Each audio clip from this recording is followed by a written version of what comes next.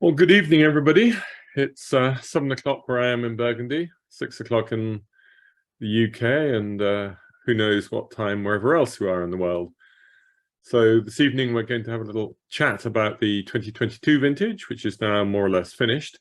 I even tasted my first wine out of the fermenting tank at the Hospice de Beaune yesterday. And we'll take a look at a few other interesting questions, what's going on at the moment. If at any point you'd like to ask a question, something you'd like me to respond to, then use the Q&A button at the bottom of your screen. Equally, do please use the chat facility, which enables you to bond with other people who are listening in, watching. Say where you come from, what you've got to drink. At the moment I'm just drinking water, but that may change. And just remember to make sure your messages are aimed at everyone rather than just to the hosts or the panelists. Great. So it's the weather's changed here in Burgundy. It's very autumnal now, distinctly cold. Started having fires here in the evening, but it's beautifully sunny, north wind, and the heat of the summer, which of course we had in Burgundy like everywhere else, seems a distant memory. We still very badly need rain, however. So I thought I would start by just running briefly through the 2022 growing season, and then talk about what we might expect from the wines, even though obviously nothing is going to come onto the market for at least another year. After that, I will say a few words about 2021, because we're about to start the autumn tasting season. I haven't tasted a huge amount, but just a few things. I've got a few ideas of what to expect. Then we can take a look at the various talking points in the region, things like where we are with climate change, what's happening to Burgundy in the marketplace, developments within the website, and maybe if there's time, a few suggestions of what might be drinking well over the next few months. So I see we've got a great international audience, which is terrific, from New Orleans, the Netherlands, Northern Ireland, lots. So keep them coming, and also from others here in Burgundy listening in. So 2022, as always, we don't know what to expect. As always, we have in our minds recent history. So leaving aside 2021, we've clearly got into a pattern of years which are typically hot and dry and likely to make powerful and even quite high octane wines. There's also been the risk of frost at the beginning of the season, which we had very badly in 2016 and 2021, and just missed in 17 and 18. Some regions got it in 19, 20 was all right. And then in 2022, again, actually we came very close to it. Temperatures went below freezing after the buds had begun to break. So certainly April the 4th and April the 10th, depending on exactly where you were, possibly a couple of other days, did get below freezing, -2, -3, -4, but nothing like as bad as in 2021, nor for as long, and nor were the vines as advanced. So except in Chablis, there was no actual real damage anywhere, or minimal. In Chablis, they thought it was bad to begin with. Some people, when I went up there in May, were talking about having lost half the crop again. But in the end, there was a second generation of grapes, of buds leading to grapes, which hadn't happened in 21, but did happen in 2022. And so even those people who thought they'd suffered seem to have come through quite well. One thing which people are doing now to minimize the frost damage is that they are trying to prune later. Obviously, you can't prune everything right at the end, but they prune in 2 times, as they would say, which is to say they do a rough pruning earlier in the season and clear the debris away, but leave the main shoot that they're going to use much longer, and then they just come back late on in March and tidy that up and cut that down to the length they want. And that seems to retard the growth and the bud break, which means that you are less at risk from frost if it happens. There are possibly some other minor inconveniences, plus the extra time taken, but lots of people have decided to do that this time. So we got through the frost period. There'd been just about enough rain in the winter. There was a certain amount of rain in the spring. Actually, the first time for a number of years, we began to see back again the westerly airflow, which would be the norm, prevailing wind from the southwest, which gave a bit more humidity, even though it didn't rain a great deal. Flowering was pretty early, a little bit towards the end of March, and sorry, that would have been very early, towards the end of May, and certainly the first week of June, in good conditions. Really big crop had set, because every year that succeeds a frost year, the vine wants to recover ground, and it always tends to set a big crop. So like in 82 after 81, 92 again in 2022. After that, the weather conditions rather changed, and it became basically hot and dry. Hot during the day, still cool nights, which are important, kept things fresh, kept it bearable to live here, and also probably have had a beneficial influence on the development of the grapes. The one exception to the hot and dry was a week towards the end of June, when suddenly there were a number of storms, some of them really violent.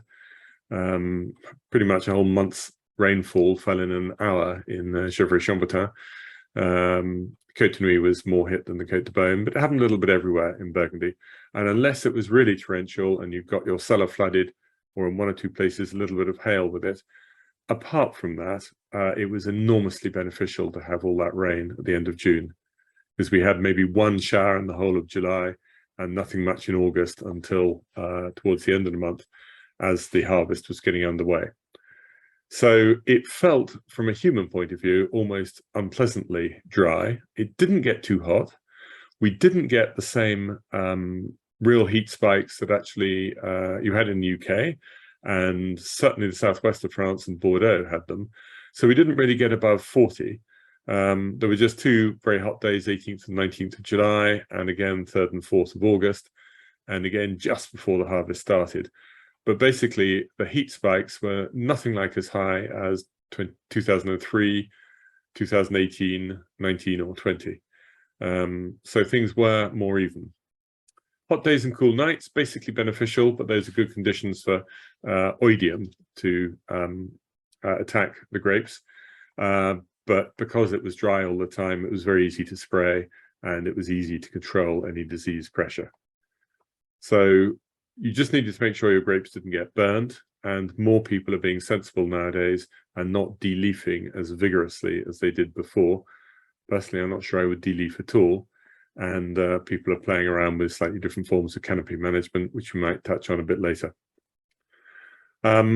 So I had originally thought that when the growers were talking about harvesting from maybe the 20th, between 20th and 25th August as the start date, I thought the same thing would happen as in 2020, and the season would just get earlier and earlier and earlier.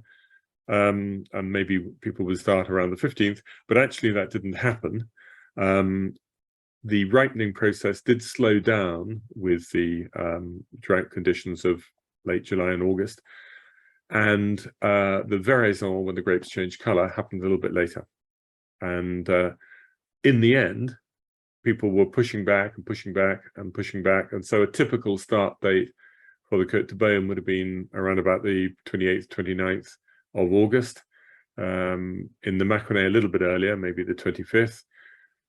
Côte de Nuit and Chablis followed on very quickly. A lot of people started around the 1st of September. As always, there are lots of different dates.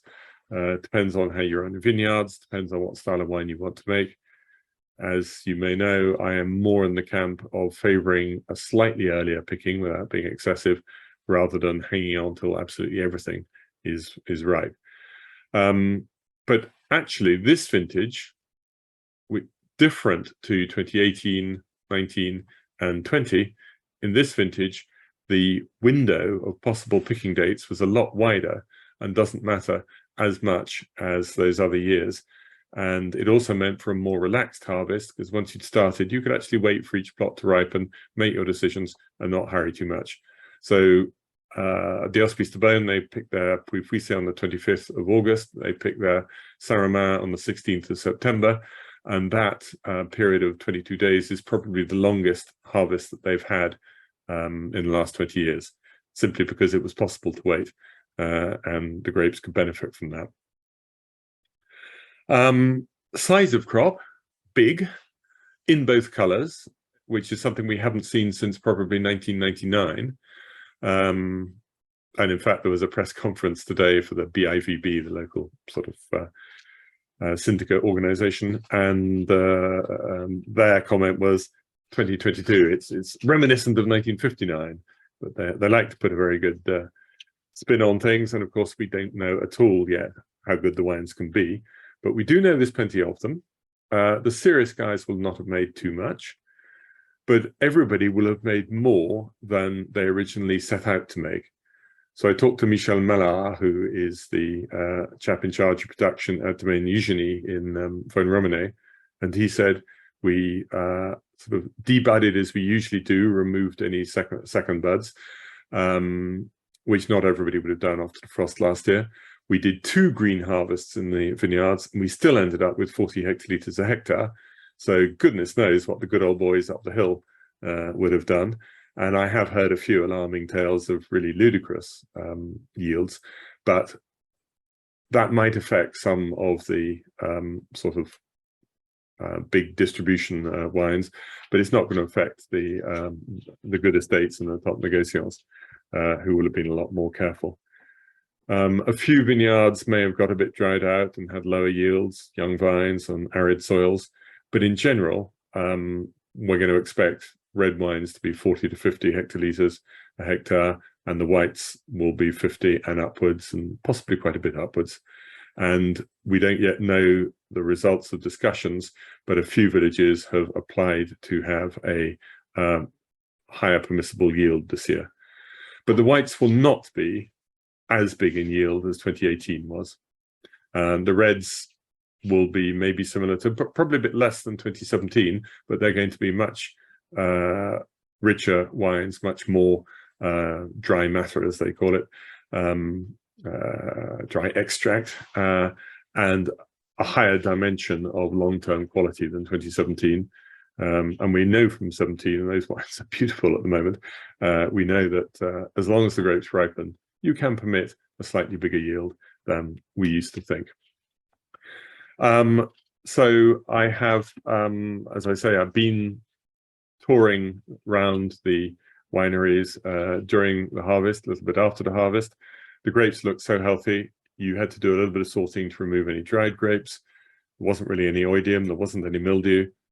Maybe your whites right at the end of the season began to show a little bit of rot. I've heard that up in Chablis and maybe in the oak coat, but not much, and you can get rid of it. So broadly speaking, there's everything to like.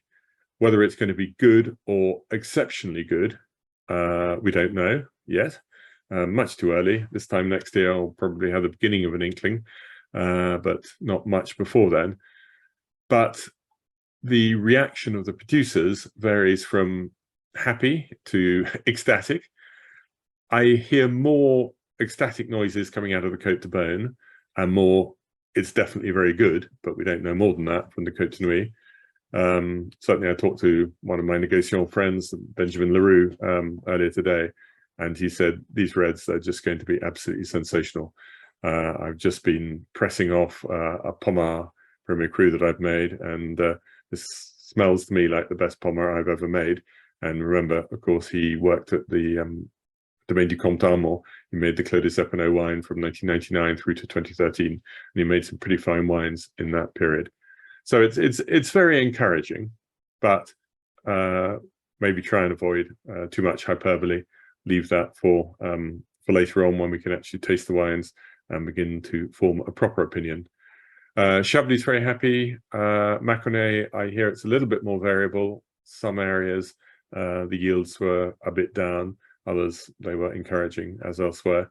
But all parts of Burgundy will have made at least good wine.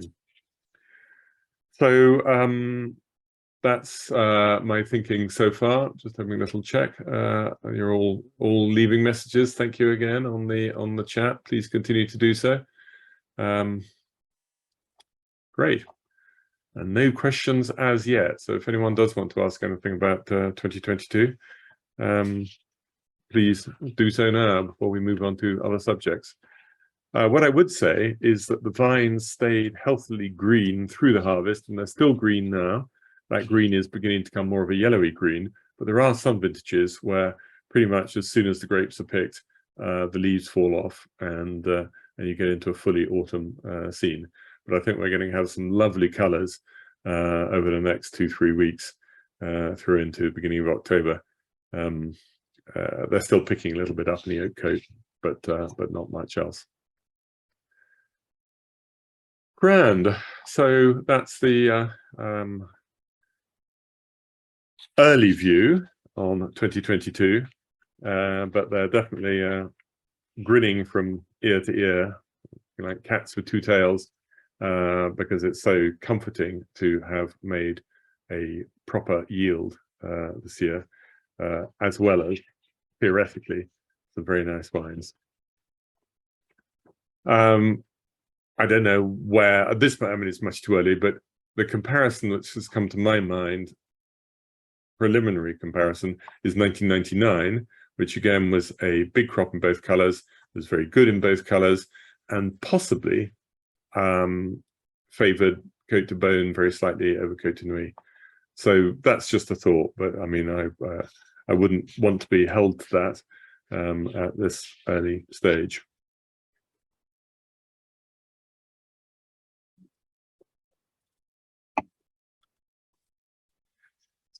Right. I have someone's just asked about the volume, but I think I have answered that. It's a big crop in both colors. Exact numbers, too early to say yet. Okay. Paul has just asked a question. We saw lots of unpicked grapes here in Meursault, especially in Volnay-Fontenay. Why was this? They seemed ripe. Unless, I don't know exact date that you saw that, there are always one or two deliberately late pickers, and it's possible that somebody hasn't picked. But the other thing you will see is that you might see towards the top of the vines quite a few grapes, and you look at them and you think, why hasn't somebody picked here?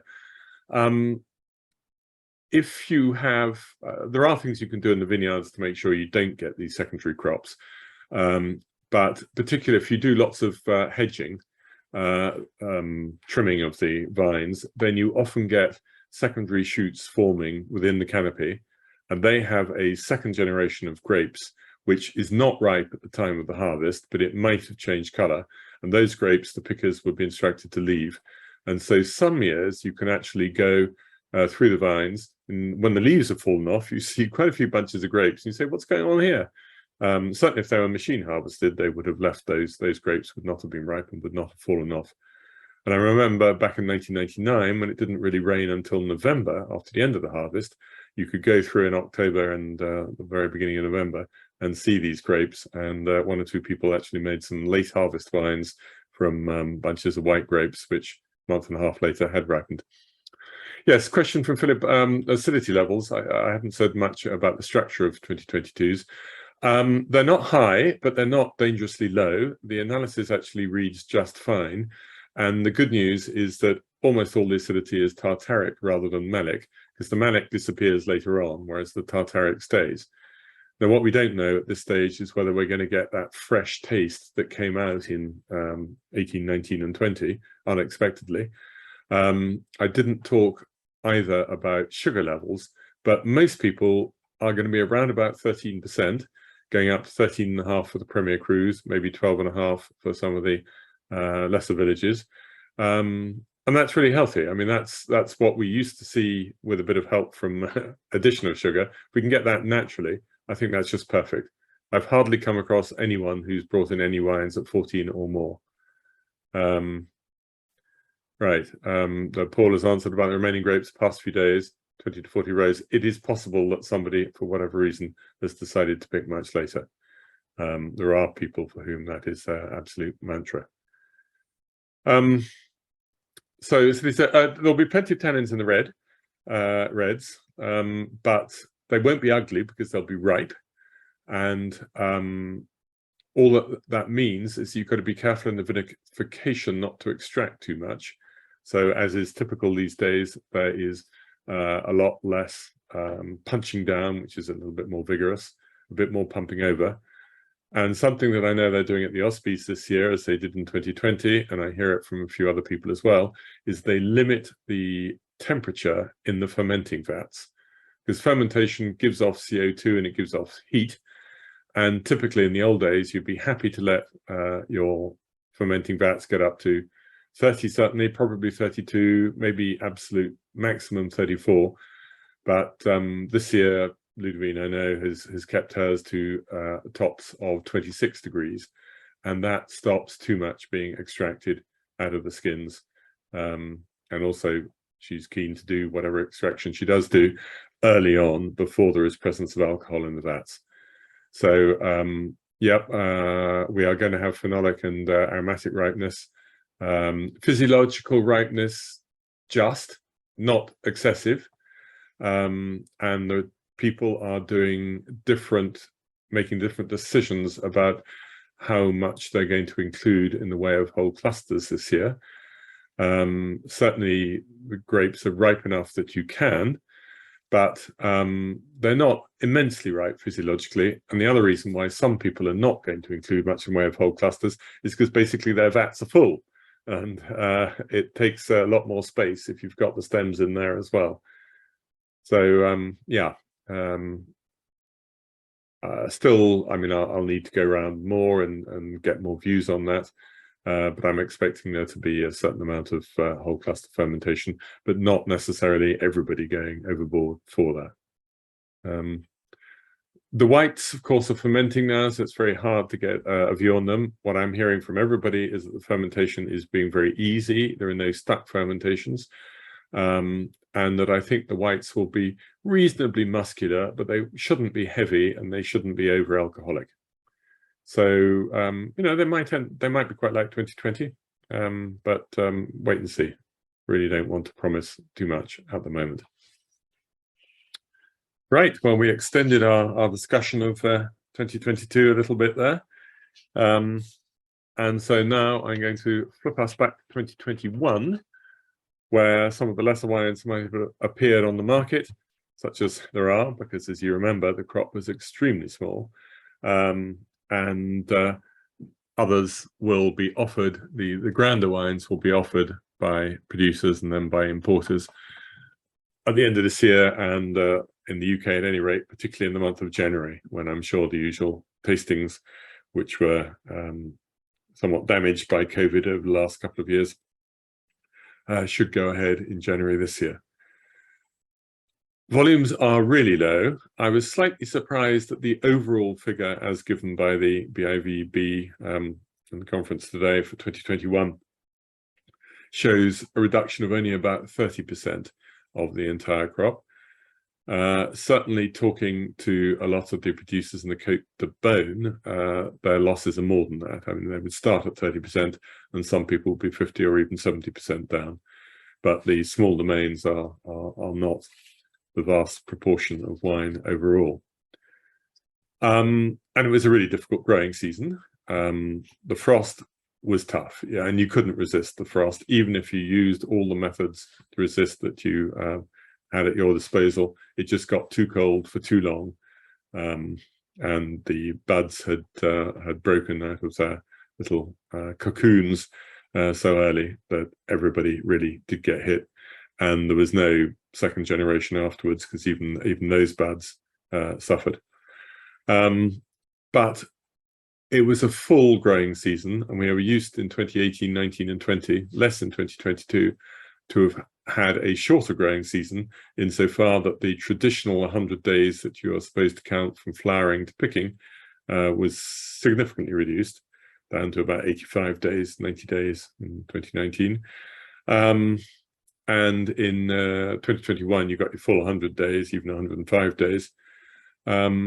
The whites that I've tasted so far have mostly been up in Chablis, where picking dates was a real juggle because just about as ripeness was beginning to happen, there was a big storm around about the 19th, 20th of September, and rot suddenly began to set in. So if you waited to get the full ripeness you might want, you were definitely going to get some rot. So that reflects a little bit the situation in 2013, but I like the wines more in 2021, and I'll be doing my report soon on those. And they are at least sound. They are not the longest. They do taste on the whole ripe enough. They've got a little bit of Chablis nervous energy. Some of them are a bit too soft, maybe people who picked a little bit late after the rain and got some dilution in the wines. But they're not sort of hard and green as I might have expected in a year in which ripeness wasn't guaranteed.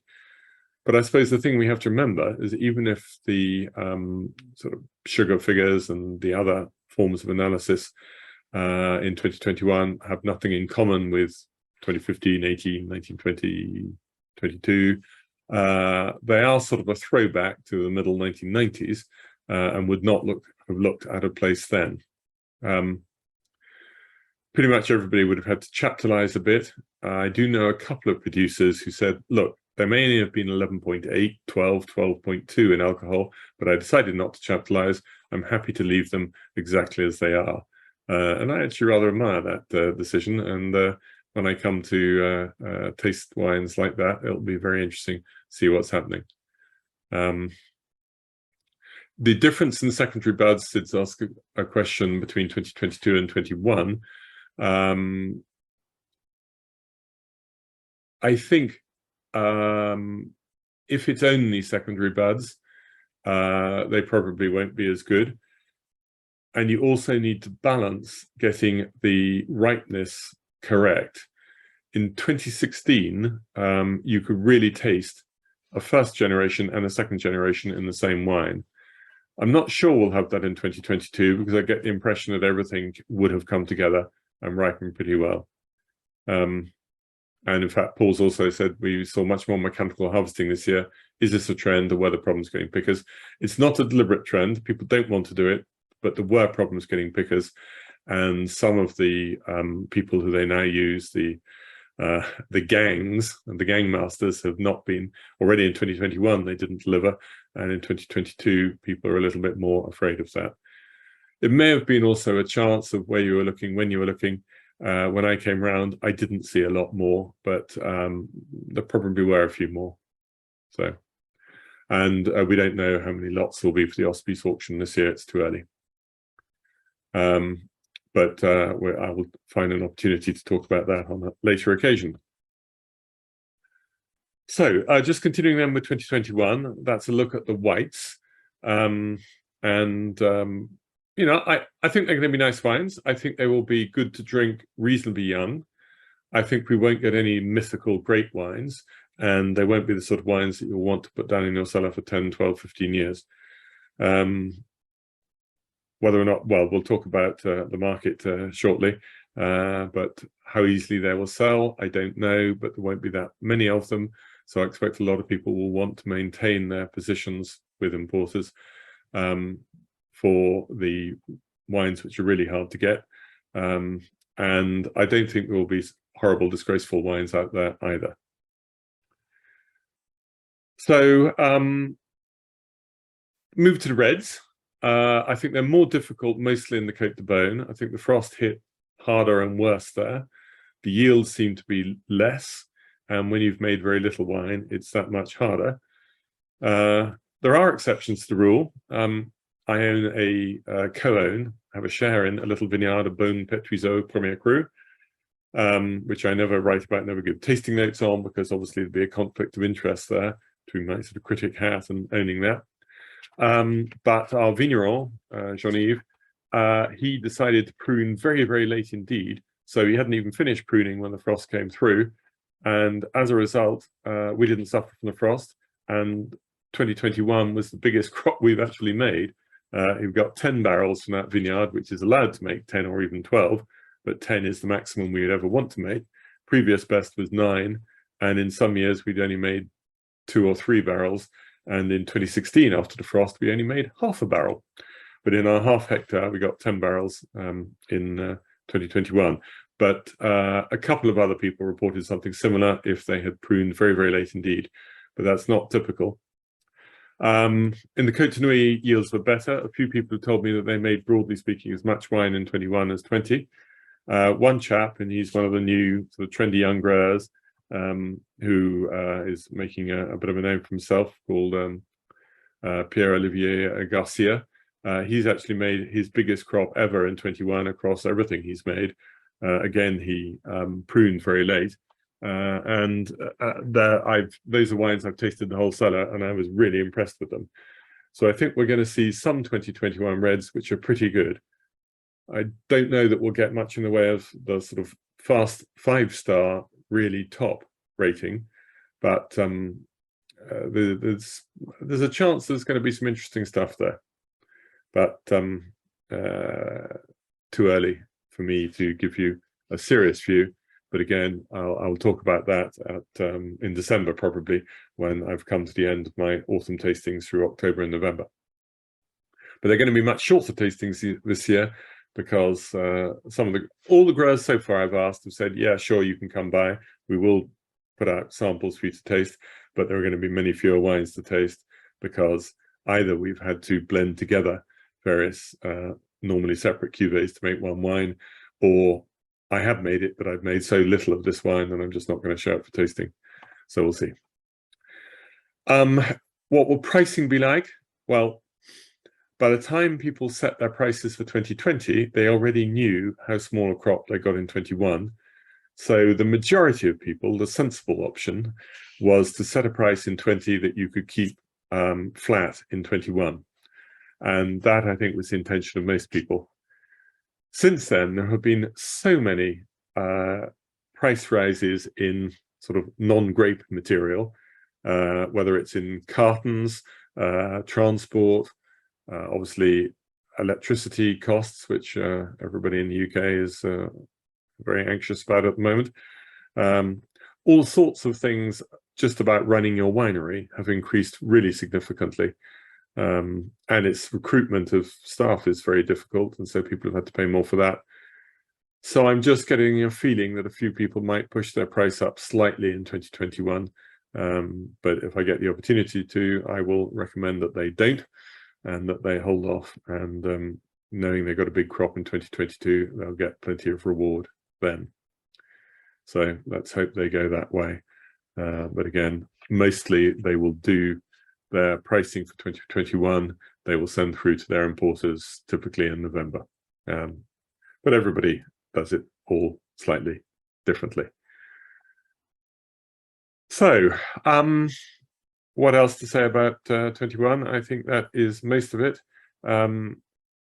What is true is that the supply chain has no wine in stock anywhere. You've all been drinking more at home since the first lockdown, and continuing those habits. There has been enormously higher proportion of wine has left the cellars in Burgundy over the last year as a proportion of the total stock available. So in some appellations, particularly generic ones, there is only 3 or 4 months stock left available, and that's all going to disappear between and now and Christmas, and then there will be a bit of a gap before 2022s are ready. So whether you're an importer, retailer, whatever, you're probably very short of Burgundy at the moment, and there's not a lot of backstock of previous vintages to draw on. So let's hope that 2023 is also a big crop, and that we replenish the supply levels, and 2 really big crops in a row, if it were to happen, ought to bring prices down. I don't promise it will, because it didn't in 2017 and 18 when they were both big crops. Okay, bottling dates for 2021, Mark's asked. I don't think anybody is changing their normal habits. So some bottle just before the new harvest and will have done so. Others, it's at some point sort of tail end of the year or into the spring. I haven't heard anybody saying they want to be significantly earlier for 21. I certainly don't think they will be later, but I think people are going to use their standard base on this. Good. If I can work my way down this glass of water, I might even get a glass of wine before we're finished.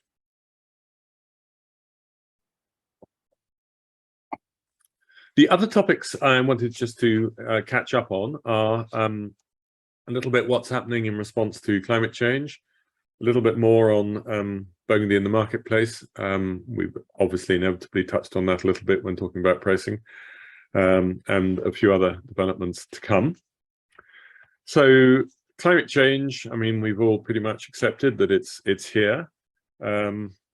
I sometimes fear that we think that what we're seeing now is the worst that we will get. I got pretty uncomfortable over the last year or so when I saw that in these last few hot years, quite how much damage has been done to the woodlands around us, in addition to the vineyards. I can report a little bit better up in the woods. Fewer trees died this year than in 2018, 19, 20. I think what is happening is that certain sorts of trees are dying, or at least having their lives shortened, and what will replace them will be increasingly trees that are more comfortable in hotter and drier conditions. And so we'll have a change in the makeup, but we're not going to lose our woods completely. And I know one of my jobs in the summer, and I've just finished doing it, is trimming all the hedges around the fields where my wife keeps her horses. And so in return for the owner, I trim the hedges. And it's very interesting to see how few and how insubstantial the leaves are that the hedges are pushed out. They're mostly still healthy, but they're not sort of opulent and generous. And a few are showing signs of dying down, but no particular type that's dying more than another. So I'm still nervous, but I'm beginning to get a second wind and thinking that we'll rally round and things ought to be all right. There's still talk about using other grapes in Burgundy, but I hope they don't go down that route, except for allowing Aligoté in with the Chardonnay instead of just as a separate wine. And there's one young chap who's planted a bit of Syrah in what would have been a Bourgogne Rouge vineyard, down sort of below the good village wines. And there's talk of allowing various hybrids, and who knows where we will go. So what can be done? There is talk, some people are keen to allow irrigation, which typically has never been allowed in Appellation Contrôlée regions in France. They have allowed it in certain areas in Bordeaux this year, a special derogation, but from what I've read, only about 15% of the growers involved have actually done it. They've sounded out a few growers in Burgundy, and though some want it, others are against it for a number of reasons, not least on sustainability grounds, because where's that water going to come from? We don't have a nice mountain range like the Andes from which we could use the runoff from the melting snow. It would have to come from existing underground water sources, which are already seriously depleted. Plus, if you allow irrigation, then you get the good old boys doing too much of it too often, and trying artificially to bolster their yields without any care for quality. So let's not. Steve has made the interesting comment that Marc has got some Syrah in Mâcon. I know he also makes some wines down in Cornas, further south. But there are parts of the Mâconnais where it's permitted as vin de France, because there are parts of the Mâconnais which are on granite soil, so why not? But I would not like, I can't see Gamay or Syrah really thriving on the limestone soils. Syrah a little bit more, but whatever happens, I cannot see anybody be interested in paying the prices for Grand Cru, the great vineyards of Burgundy, if it's not made out of Pinot Noir. You can, if you have to replant, you can use more suitable to dry conditions rootstocks and clones which ripen later, because of course what people planted in years gone by were early ripening rootstocks and early ripening clones, because there was a struggle to get the grapes ripe, so that seemed to make sense. But now, of course, it's the opposite of what you want. So that's certainly sort of a long-term choice you can make if you have to replant. And we've had this problem, especially with one rootstock, 16149C, which has been dying off. And I just checked with a few people earlier today, and they said, yes, that's gone ahead in 2022. It's at least as bad as other recent vintages, and we're going to have to continue replanting significant blocks of vineyards next year, year after, in the next few years. So that really is rather an issue still going forwards in Burgundy. But it's what you can do within any given growing season that I think is interesting, because you can play around with your trellising and your canopy management. So we talked about this before. You might expect people to go lower in their trellising because that's what you tend to find further south in France, where areas are hotter. But other people are going higher to have a different leaf to grape ratio, maybe a bit more shade. There are a lot of different points to this, but also there are definitely two opposing viewpoints. Some people say with more leaves you'll get more evaporation, for example, and also with more leaves you'll get more photosynthesis, and so you risk getting higher sugar levels. What Lalou Bise-Leroy and Charles Lachaud of Domaine Arnoux Lachaud would say is that they get proper physiological and phenological ripeness earlier, and they can pick early and get beautifully ripe tasting grapes, and therefore wine, at still at acceptable, even quite low alcohol levels. So different opinions as ever. But even if you don't do that, what loads of people are doing is hedging a little bit wider. So they set the machine on their tractors. Instead of trimming close into the hedge, they're still doing the same at the top level, but instead of trimming close into the sides, they're trimming a little bit further out. Particularly, they find they can also now are sophisticated enough to set their machines so the side which is exposed less to the sun, the north side, if you've got your vines running up and down the hills, so they're running from west to east, and so that means the sides are south and north. So the north side, which is not going to see the direct sun, you could actually hedge a little bit closer, or at least no further out than where you used to.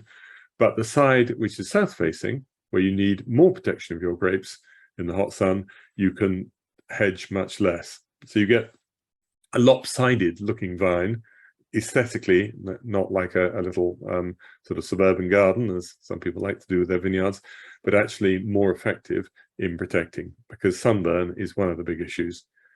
You still get a lot of people who insist on de-leafing, saying that they need to do it so that the grapes get enough air.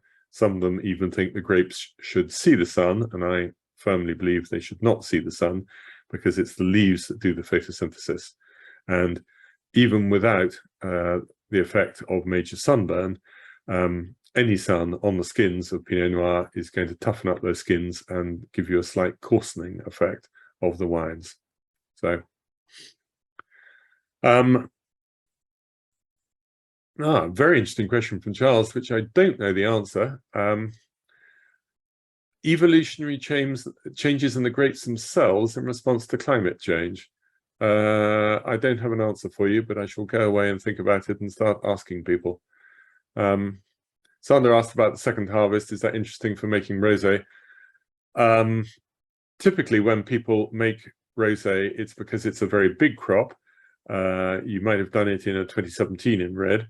And what you're trying to do is slightly concentrate your red juice. So you do what they call a saignée, or a bleeding, and you leave your grape skins in the fermenting vat with the juice overnight, or for 24 or maximum 48 hours, and then you run some of the juice off. That gives you a nice bit of rosé to play with, and it means that you have got less juice alongside all the solids in your fermenting vat, so you get a little bit more concentration. Yeah, and some people think they've got a market every year, because 2020 yields were all right, but they weren't enormous. But some people make a little bit most years, and of course in Marsanne there is a long-term tradition of doing that. What I would say about any Burgundy rosé is, don't think of it as a sort of a in the sunshine early evening aperitif thirst quencher. I think most of the wines are much better drunk with food, and I think they're much better given at least a full year, if not year and a half, of bottle age. So I wouldn't drink in the summer of 2022, I wouldn't have wanted to have been drinking a 2021 rosé. I would have been looking to drink a 2020 or a 19, or if I had Sylvain Bataille wine on hand, maybe a 2010 or something like that. He makes a rosé which has got amazing aging potential. So Peter's question about how biodynamic producers have fared compared with in French, you would you would differentiate between biodynamic, or biodynamie, and bio just means organic, whereas in English we would say organic for that, and biodynamic. So you might use bio as a shorthand. I'm not sure what you were in fact referring to there. In 2011, I think you mean 2021 and 2022. I think in 2020 and 2022, the biodynamic producers have done extremely well. In 2020, they often got some of the best yields. That doesn't matter in 2022 because everybody got a lot. 2021 was definitely difficult, and the biodynamic people were possibly struggling more than conventional, but it's a conversation I'll have with everybody as I go round in the next 2 months. Right. Where have we got to? Yes, so what is true is that more and more people are certifying as organic. In the smaller domains in the States, it's because they have been effectively organic for a while, but the older generation don't believe in certification. But as the younger generation take over, then they start the certifying process. I'm seeing that in an awful lot of cases. The other issue is that the big negociants have decided that they have been told by their importers that it's really going to matter. And actually, if you get an inquiry from the Norwegian state monopoly, and possibly some Canadian ones as well, they will request, as part of the appel d'offre, the sort of call for samples, they will put in the terms and conditions that it must be not just organic, but certified organic and specified as so on the label, with the relevant logo on the label. So I'm seeing that more and more when merchant friends show me the requests for offers from those monopolies. And indeed, the Hospice de Beaune has also now started the certifying process for their wines, which is a big step because that's a huge winery. Right. Yes, Julia, tender was the word I was struggling for with appel d'offre. Thank you. The other thing which I have a sneaking idea, as well as people understanding better how to handle the hot, dry vintages, because they've had the experience of 18, 19, 20, and I think it was true in 2022 that people have become a little bit more astute. I have a sneaking feeling that the vines are learning as well. They're saying, okay, we've got to get used to this now. This is happening regularly. And so they're changing their programs, if you like, of how they metamorphose everything to bring the grapes to the right sort of maturity. Am I being fanciful? I don't know, possibly. I'm not sure how you can measure it for a certainty, but I do get the impression that they're handling it better. And that's important and encouraging. In vinification, I've already touched on one of the things, or two of the things, which are happening in the hot, dry years. One is, on the whole, people are using more of the whole cluster vinification because it reduces alcohol a certain amount. It actually reduces acidity too, but it enhances the feel of acidity when you taste the wines. It makes the wines taste fresher. So that's all a good thing. And the other factor is a few people, as Ludovine has been doing, as I suggested earlier, are reducing the temperatures. Everybody has got proper cooling equipment these days. It's absolutely essential. And they're cooling down the grapes before they even start the processing. But they can cool down the vats and as a result, they're able to have lower top temperatures of the fermentation, which is a better way to react to extraction and vinification in the hot, dry years. I'm sure we'll have a few more years every so often, like 2021. It'll be a throwback, just as occasionally when things tended typically to be underripe, we've got a few really hot years. Yeah, I think I think they will become rarer. It wasn't that long ago. 2013 we harvested in October. 2008 was a pretty late harvest. 2021 was September, stretching into the beginning of October.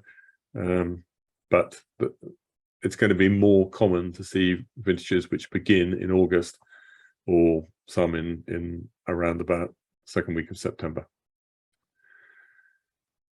Okay, so those are my thoughts on climate change. We have done actually Zooms dedicated to that, so I didn't want to spend too long in it. Pricing in Burgundy. Well, you don't need me to tell me that tell you that prices have got very high, and it's very awkward. Two ways of looking at it. There's the price that it leaves the grower, and then there are the secondary market prices, with some people taking a speculative position. Definitely prices have got a lot higher from the growers. That's going to continue to be the case. The stats that came out of the press conference this morning were very interesting. Export figures for the first 6 months this year compared to the first 6 months last year. For 13 of the top 15 world markets, there was a reasonably significant decline in the volume exported. And for 13 of the top 15 markets, there was a significant increase in the revenue, the value of those exports. So the amount goes down and the total revenue coming in goes up. And I actually did a calculation that overall, of all the markets, the volume was down by 10.6%, and overall the revenue was up by 12.4% of the price per bottle across all the markets.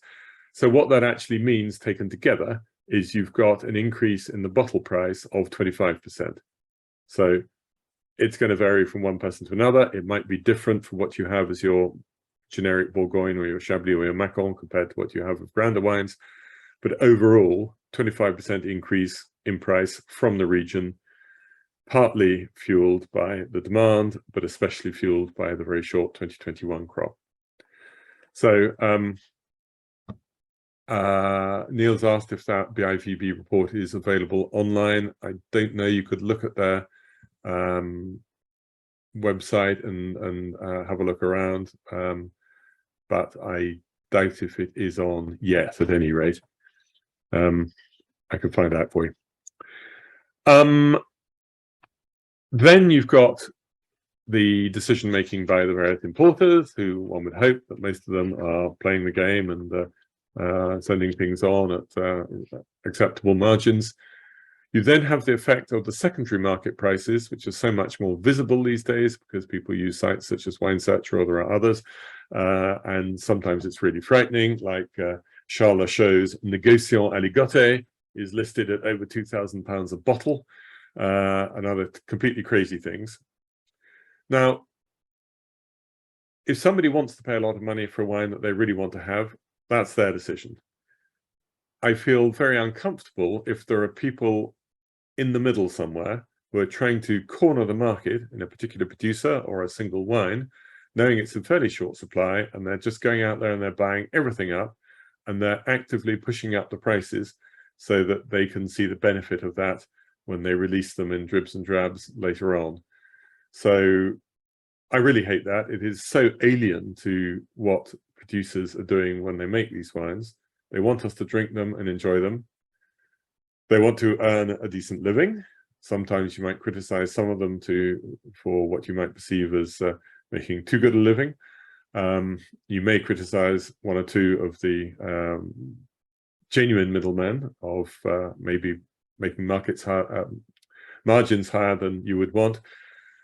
But that's not really where the issue is. The issue is if people are actively trying to trade in these wines for their personal benefit and to take them out of drinkability, the drinking range for the rest of us. So I'm sorry when that happens. Anyway, rant over. And of course, in Burgundy, there is more or less no more real estate out there. You can't increase the size of the vineyards in Gevrey-Chambertin, Meursault, anywhere in the Côte d'Or, really. Most of Chablis, maybe there's some Petit Chablis still to come. Most of the appellations around the place. Occasionally, someone looks at a map and discovers that's a little bit that was originally authorized. It isn't planted up because it's got a wood on it, and occasionally a few things are added. There's one possible new addition. It'll take a while, but I understand the authorities are very keen for this to happen, and the city of Dijon is keen for this to happen. But there are a load of potential vineyard areas which were planted up in the 19th century, didn't get replanted after phylloxera. The few bits that were replanted were included in the Bourgogne appellation in 1935, 36. But there's a lot of other areas which are as good, which for whatever reason weren't planted then. Not everything had come back, and they were maybe a little bit more difficult to plant, cost more on slopes. But they're on the right sort of limestone. They've got the right sort of slope for real quality. And there is a move afoot to create a sub-appellation called Bourgogne-Dijon.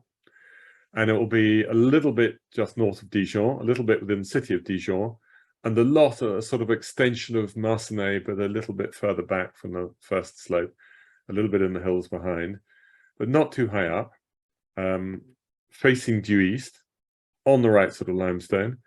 And potentially what could happen, at the moment there are about 100, these are very rough figures, 120 hectares of Bourgogne in this area, of which more than half has been built on, and some of the rest isn't planted for whatever reason. So they want to plant up the rest. They want to say, instead of what has been built on, can we have that elsewhere? And then in addition to that, can we have similar areas which weren't included at all, but we think would be just as good. And we're digging holes to show you what soil's like, and we've done all sorts of other tests.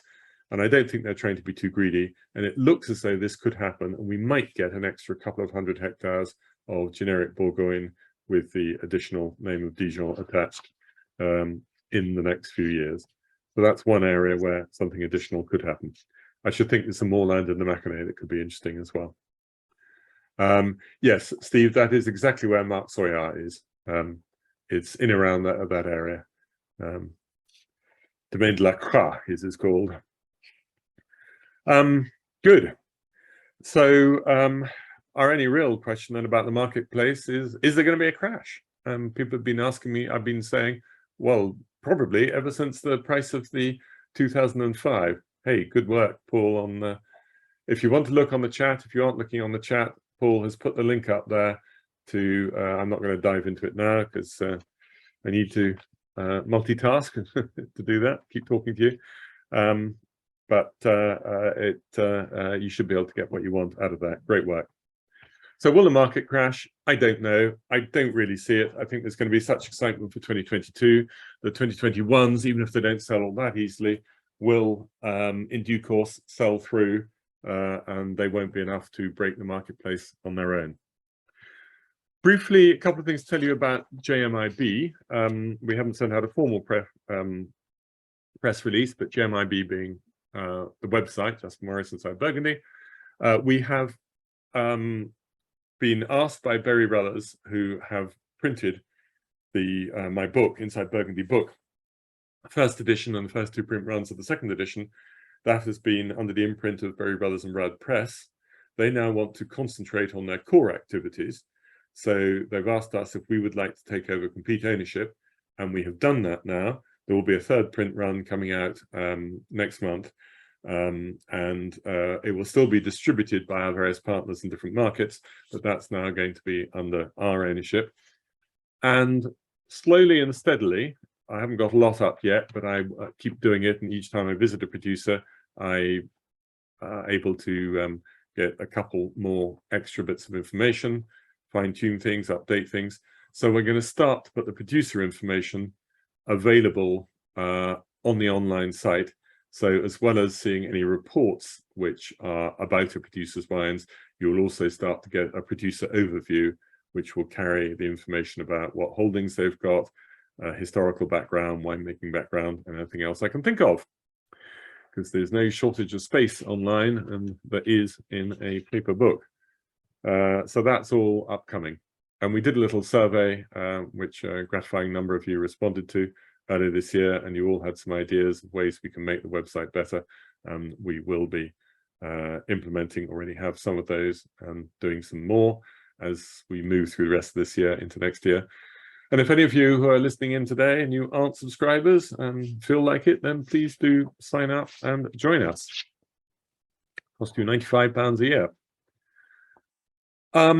My last topic, as we have reached the end of the hour, and I've nearly finished my glass of water, is what would be good to drink this autumn and winter. In whites, sadly, so many people have made whites so that they're ready to drink early, and there aren't many vintages which I would definitely hold at the moment. I wouldn't be in a hurry to dive into 2020. 2018, I have a different opinion to most other people, and I think this is a vintage which is going to get better and better. I think they are putting on a bit of flesh, because it was a big crop, and some of them, it didn't seem actively dilute, but they weren't concentrated either. They're putting on a bit of flesh and a little bit more character, and I think there's more of an upside if you keep your 2018s back.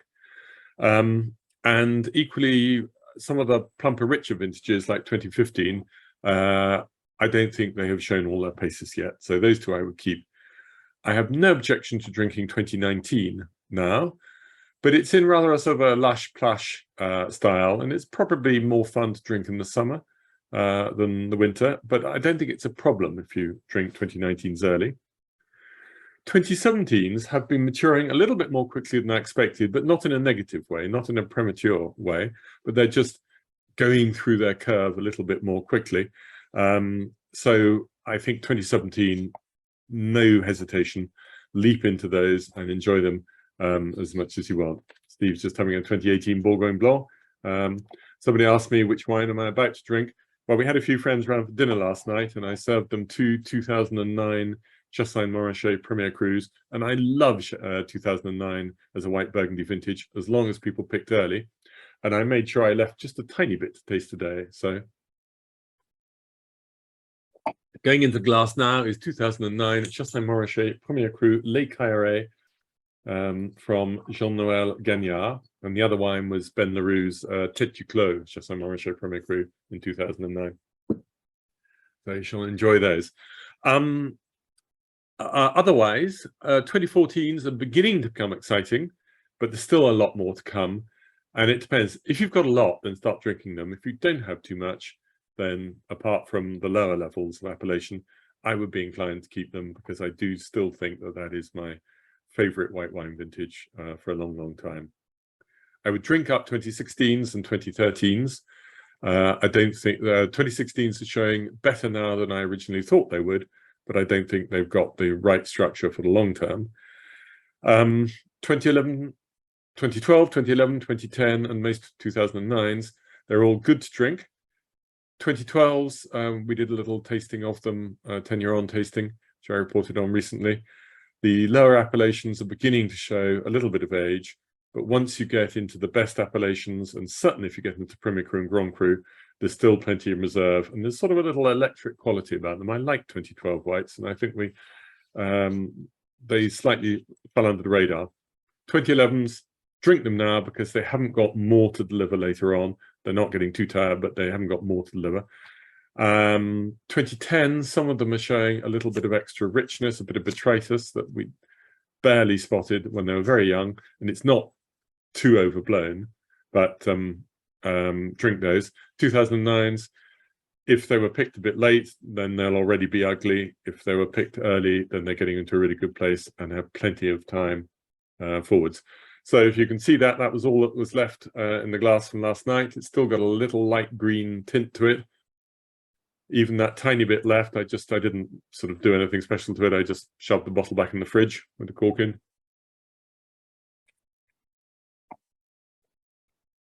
and it's lovely. It's actually better tonight than last night because the acidity was a bit missing last night, and it's now come out some more. In reds, 2019s, like the whites, they're so open and attractive. The good wines, of course, you'll be missing a little bit of the upside that's still to come. But if you've got generics or minor villages in 2019, don't hesitate. Really enjoy them. 2018, I think the good wines are great. We've just done our Red Bergfest 2018, and I will get that report up in the next, I hope by the end of next week. There is some spoilage from the heat, some volatility of certain wines, certainly quite a bit of bacterial things going on in a number of cellars, and that will be clear in the report. But the people who don't have that, and that is of course the majority, these are utterly fabulous, very, very long-term wines. I'm drinking some Bourgogne Rouge and some Saint-Romain reds now because I have a grower that I particularly like. But in general, anything more than that, I would want to keep and probably keep for a very long time. I have adored drinking 2017s right across the summer. I think it's a perfect summer vintage.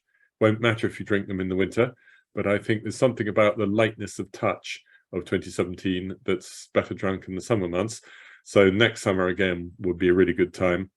I might go for some of the slightly more tannic appellations, Pommars or Gevrets.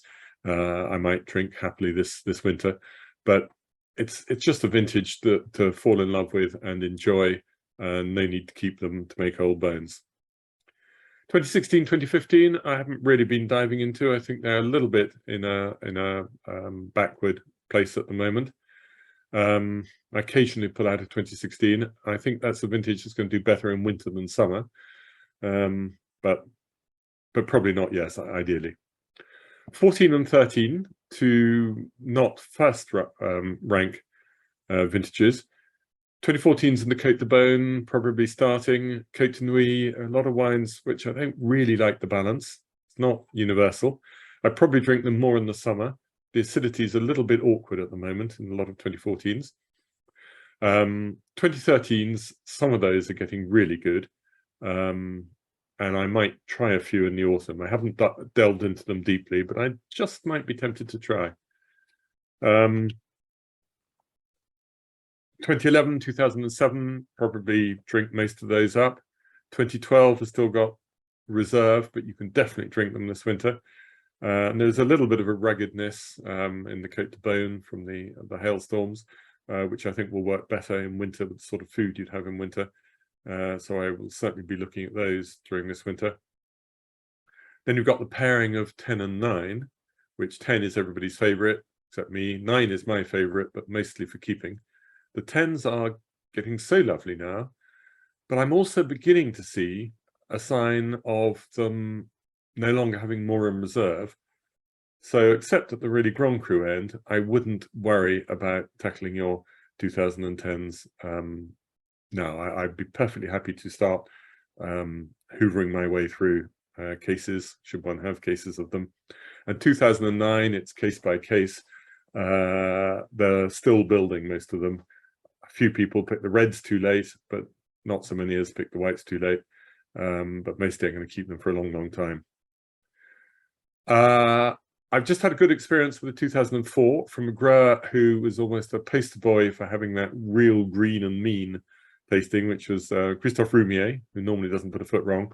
His 04s were tricky, and I had a bottle of Chambon Musigny Les Crats 04 the other day, and it was just utterly gorgeous. And you still get a tiny trace of the greenness, but the volume of fruit has come up enough to hide it. I don't often drink 2003s, but they're fine to drink now, and they're just not really moving very much. And last night I served 2 2002 reds, and they were both completely, utterly magical. They've put on the extra layer of velvet, which they disguised for a long time. They're a little bit crisp and lean to begin with. These were top end, a very good Saint Georges Premier Cru and the Chambertin. And they were both in their youthful prime. No hurry to drink them at all. But if you've got some O2s in your cellar, definitely leap into them. And I'm still definitely holding back my O5s, except at the bottom level. I'm actually, partly because I don't have that many of them, I'm holding back on 99s and 96s. So in reds, over the next few months, 2017, 2013, 2012, 2010, 2002s will probably be my go-to vintages. Gosh, right. Volnay, asking about a Volnay Champagne 04. Volnay was a bit different because it was the one village that got hail, and weirdly, it made the wines taste richer and more concentrated, which goes against the normal playbook. I think that could easily be lovely in 04. It could be very nice. Steve's asked me about 15. Did I mention this?